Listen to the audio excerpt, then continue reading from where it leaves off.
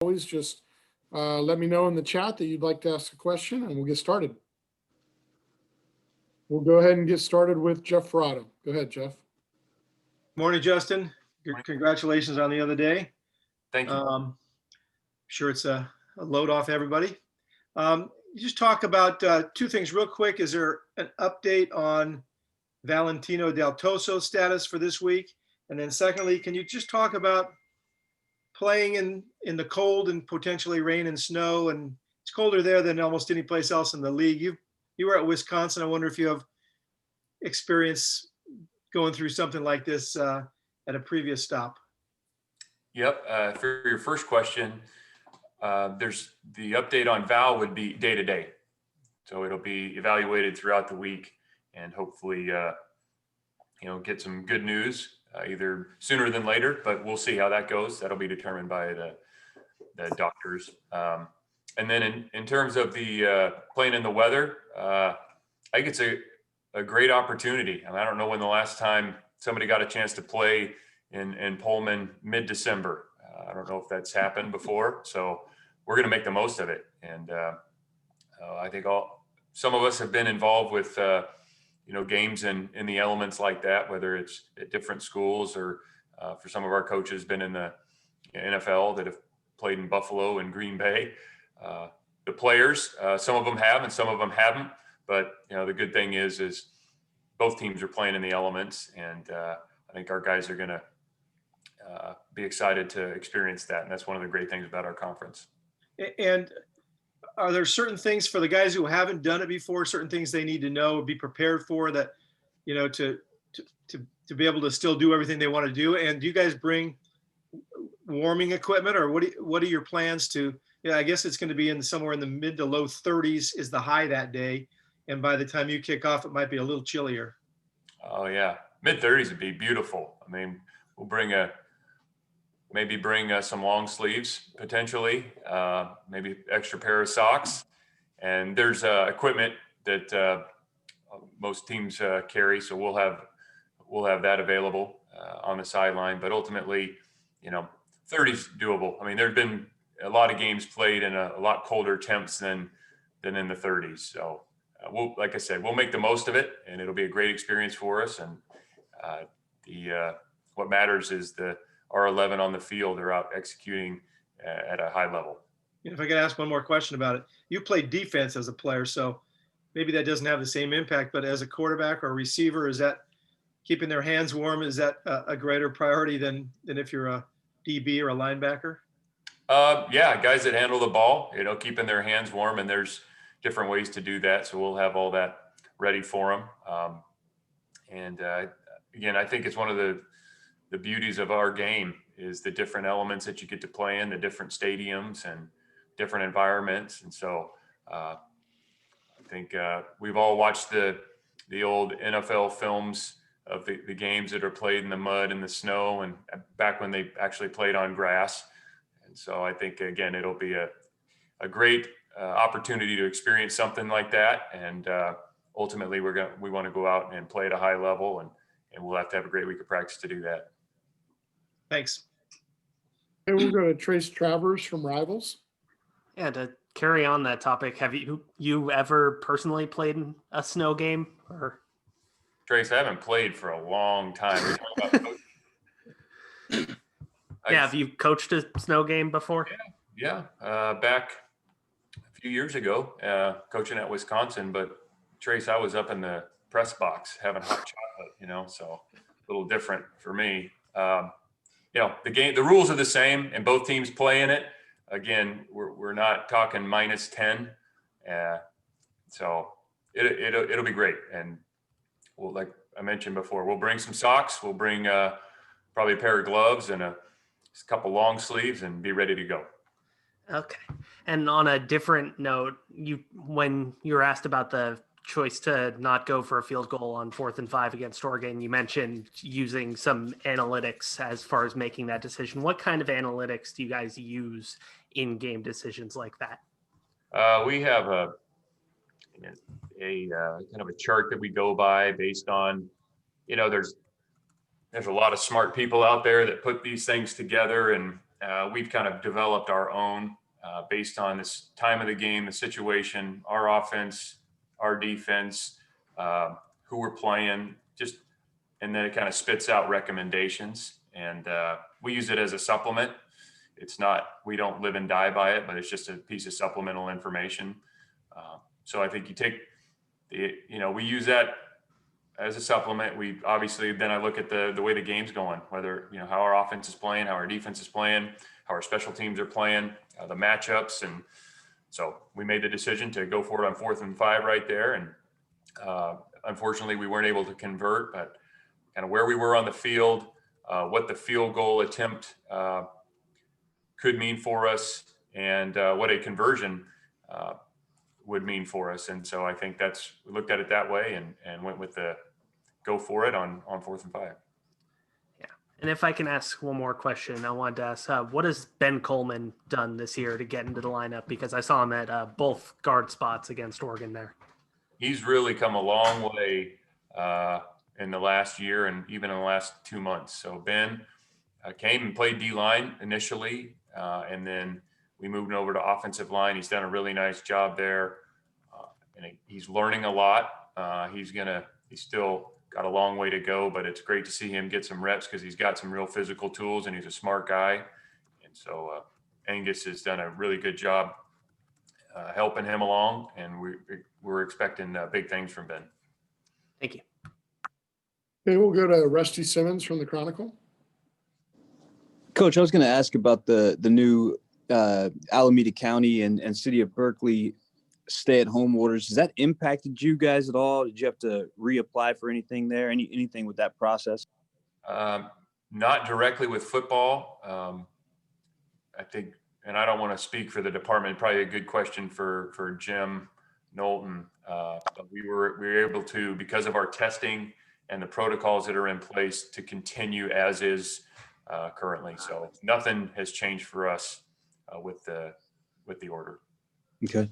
And then I was going to ask too about bowl eligibility. I know you have a couple games still here to think about before you get to that, but I know the NCAA is allowing all teams to be eligible. I heard that the Pac-12, you had to be 500, but conferences are kind of adjusting rules as they go. Any clarity there on what you guys have to do to play in a bowl?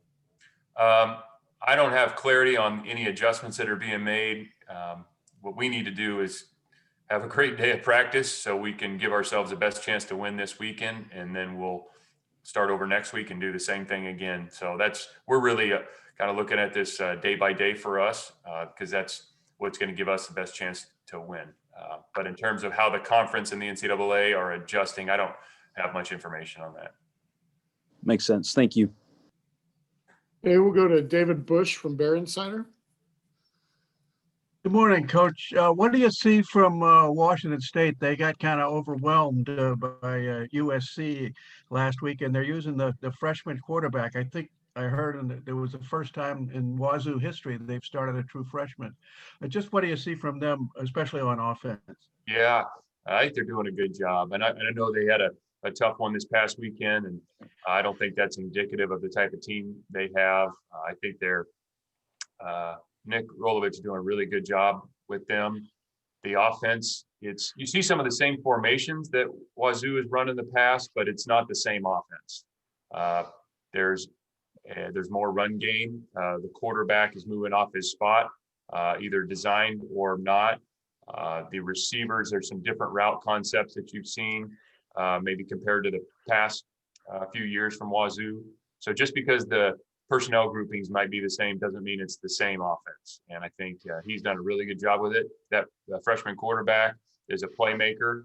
He can make, throws down the field, unscheduled, when things kind of get hairy, he can run for it. He's a good football player, and they got some good backs that they utilize. And then some really quick receivers who get open different ways. And so they're doing a good job, and it's a difficult offense to defend. So we're going to need a good week of practice on defense. And just one other thing, you talked about Val. Anybody else who was unavailable last week likely to be ready to this time? Let's see, go through the list here. Stanley McKenzie, we're hoping again that we could get some reps for Stanley. That'll be again a day-to-day scenario. Anybody else that you have specific questions about? He's the only one that jumps out right now. Yeah. No, that's all right. Somebody else might come up with one. Thanks. Okay, we'll move back to Trace Travers. Yeah, I thought since it's about, I think, 8 days away from National Signing Day, how are you guys kind of handling things? Because this is the time when you'd be going into houses, doing in-homes and all that kind of thing. Flying, right? We're doing Zoom in-home visits. So we're currently heavily involved in that. We structure it so it works for the different recruits and their families, and also around our practice time. And all of our coaches and myself, we're all involved in that. So we're doing a kind of an in-home visit just via Zoom. What do those kind of look like for you guys, if you can expand on that? Kind of like this, kind of like this. But we have different ways to present things, virtually. Our recruiting department and graphics team, and they've done an awesome job of creating some different ways to show, families about, it could be our academic support services, or it could be our lab program, it could be strength and conditioning, could be our facilities, could be our schemes on offense and defense. So it could be campus, and there's just some really neat tools that we've developed and put together. People who are much more competent than I at doing those things. And then, we get to present them. So I've spent time practicing on doing that. So I'm hopefully better at it now than I once was, but it's all virtual, and it's not just a slide to share the screen, for example, but some interactive things that are really pretty neat. Cool. Thank you. Okay, we'll go to Jeff Verrado. Justin, getting back to the kicking game for a minute, did your coaching staff have Dario Longhetto do anything different in practice recently in terms of getting the ball up in the air more quickly? And I realize this is a complicated equation that has a lot of parts and not just a kicker, but has he made any adjustments, and what's your confidence level in him and in the field goal unit at this point going forward, in case the situation, arises where you'd want to kick a field goal?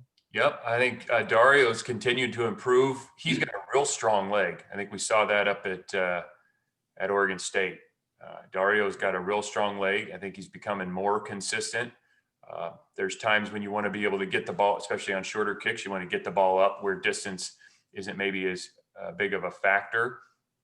There's things that we have tweaked, personnel, launch points, some things that we've kind of tweaked as a unit to give us what we think might be a better opportunity to be successful. But I thought they did a much better job this past week. We've gone more live PAT field goal in practice than I've ever seen in 20 years or so of coaching, which is good. And I think the guys they take it seriously, and we want to be good at it because it's a unit that can, be good for us. And we need to be able to, make those kicks and plays when the time comes. Kickers they have a lot on their shoulders because they're not on the field most of the time, and they come out and they have this big moment. And when it doesn't go well, even if it's not entirely their fault, all eyes are on them. Do you have to counsel those guys to keep their confidence up, keep their spirits up? Do you have to worry about them being fragile at all? Because kickers can be kind of a different breed. Can they? I think Dario's got a great mentality for it. I think all of our specialists do in general. I think Jamison Sheehan's the same way. I think they just need feedback, right? That's what athletes and performers want, is feedback on how to do better. So we give them that feedback. And if it's something, we have to do a better job too, coaching. And that starts with me. So we got to make sure whether it's drill work or who's doing what or how we scheme those units, I have to do a better job in helping them. And so it's an ultimate team effort. But I'm not concerned with Dario's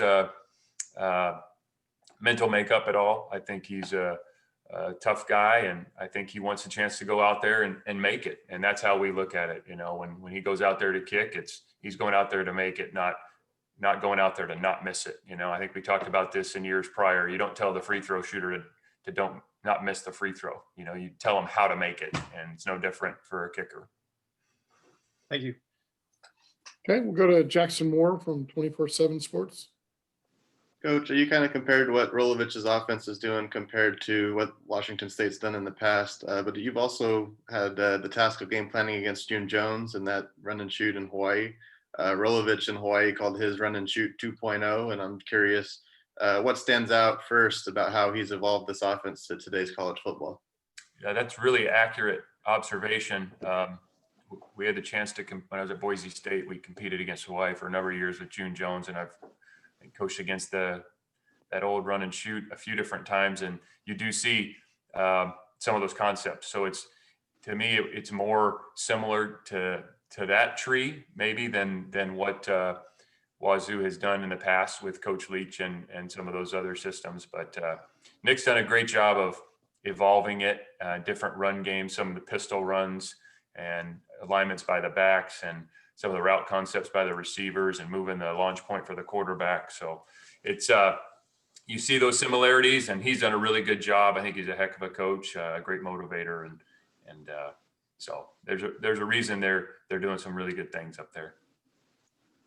And it's not a terribly common offense, but to recruit a quarterback who happened to play it in high school, have you seen that translate in film to being pretty comfortable for a freshman? Yeah, and I would imagine, obviously I'm not there, but I would imagine that had something to do with it. He started the first game of his college career, and it's difficult to do that if you are transitioning to an entirely new system. Probably a little bit smoother when there's some common concepts maybe to what you did in high school. So I would imagine that had something to do with it. Thank you. Okay, we'll go to Jake Curtis with Cal Sports Report. Yeah, two things, Justin. It seemed like regarding the launch point on place kicks, it seemed like he was going 7.5, 8 yards back this time. Tell me if I'm right. And the other thing regarding recruiting at this time of year, because of the odd scheduling, it's a good thing you have that Zoom option now, isn't it? Yeah, the first question, yeah, the launch point was moved just a bit. And there's anytime, most teams are somewhere, it's 7 to 8 and somewhere in between. And there's different reasons that people would do one or the other. And there's no one way, because there are strengths and weaknesses to each of those. So we have adjusted it. Again, there's going to be different stresses when you do that. But I think for our unit as a whole, it's been good, and we're going to continue to become better and better on that unit, because as we mentioned before, those kicks are critical to playing winning football. But we feel like we got giving those guys the best chance to succeed, and we have confidence that they can go out and do that when called upon. And then in terms of recruiting, the Zoom option, the different virtual platforms have become a necessity in recruiting. It's just the way this has gone without the in-home visits and without the official visits to campus. You try to do the best you can to give them not only information, but what does it look like, so going down the hallways of the dorms or the facility, and walking down campus, and try to show that as best you can to somebody that's never maybe been here. As I mentioned before, there's a lot of technology out there, and there's people that we have working here who do such a great job for us in recruiting and creating this content that we're able to share with recruits and their families. I was thinking particularly this year, because you're playing games in mid-December when the signing day is coming, which in the past you'd be able to actually personally go somewhere and visit. Yeah, absolutely. And the coaches' days, if we were going off campus right now, that would be really difficult. That would be a totally different model of how we would be doing visits during a week of a game. But we're doing it virtually, and that way, we can stay longer, but we're able to still do our meetings here and work on football, and then we just schedule around the recruits and their families.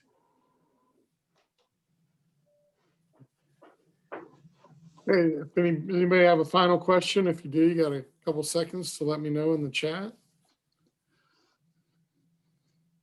Okay, looks